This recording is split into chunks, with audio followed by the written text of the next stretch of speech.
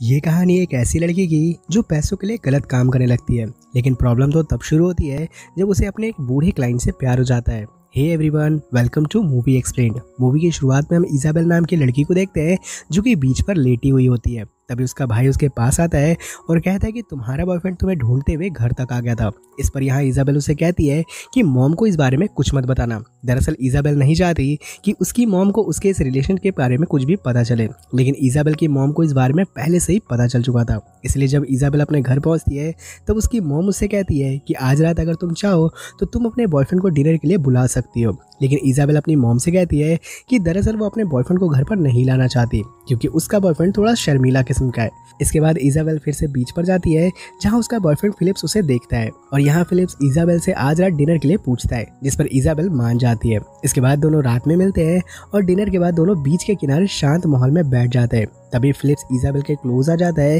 जिस पर इजाबेल मना नहीं करती और यहाँ दोनों फर्स्ट टाइम इंटीमेट होते हैं। अब क्योंकि इजाबेल का ये फर्स्ट टाइम था इसलिए उसे ये सब कुछ थोड़ा अजीब लगता है। कुछ दिनों बाद इजाबेल का बर्थडे आता है जहाँ वो अपने बॉयफ्रेंड फिलिप्स को इनवाइट नहीं करती क्योंकि वो जल्द ही अपने डैड के घर से जाने वाली होती है। फिर जब वो उस जगह को छोड़कर जाने लगती है तब उसे रास्ते में फिलिप्स दिखता है, लेकिन इजाबेल उसे देखकर इस तरह इग्नोर करती है जैसे कि वो उसे कभी जानती नहीं हो। अब सीन यहाँ से चेंज होता है और हमें दिखाया जाता है कि इजाबेल एक होटल में जाती है जहाँ उसे एक बूढ़ा आदमी मिलता है जिसका नाम जॉर्ज होता है और यहाँ हमें पता चलता है कि इजाबेल प्रोस्टिट्यूशन का काम करने लगी है। वो जॉर्ज के साथ यहाँ इंटीमेट होती है और फिर पैसे लेकर वहाँ से चली जाती है। इस काम की इजाबेल को आदत हो गई थी और वो अपने क्लाइंट को ऑनलाइन ही बुक किया करती थी। एक दिन फिर इजाबेल एक आदमी के साथ इंटीमेट होकर उससे पैसे मांगती है। तब वो आदमी उसे पूरे पैसे नहीं देता और जब इजाबेल इसका कारण पूछती है तब वो आदमी इजाबेल को धमकी देता है। वो कहता है कि वो उसकी मॉम को सब कुछ बता देगा, जिस पर इजाबेल कुछ भी नहीं कह पाती और वहाँ से घर आ जाती है।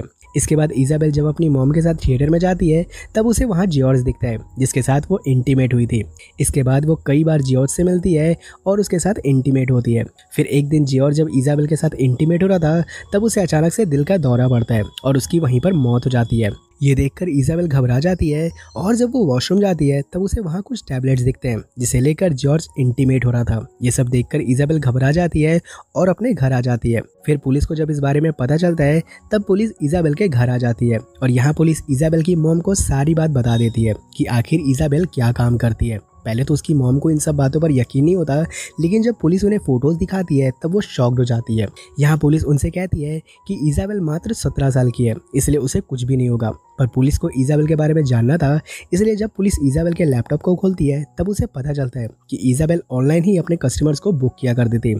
इसके बाद जब इजाबेल अपने घर आती है तब उसकी मॉम उससे इस बारे में पूछती है, जिस पर इजाबेल कोई भी जवाब नहीं देती। तब उसकी मॉम उसे बहुत मारती है। इसके बाद इजाबेल पूरी तरह बदल जाती है और वो बेबी सिटिंग का काम करने के लिए अपने फैमिली फ्रेंड्स के घर जाती है।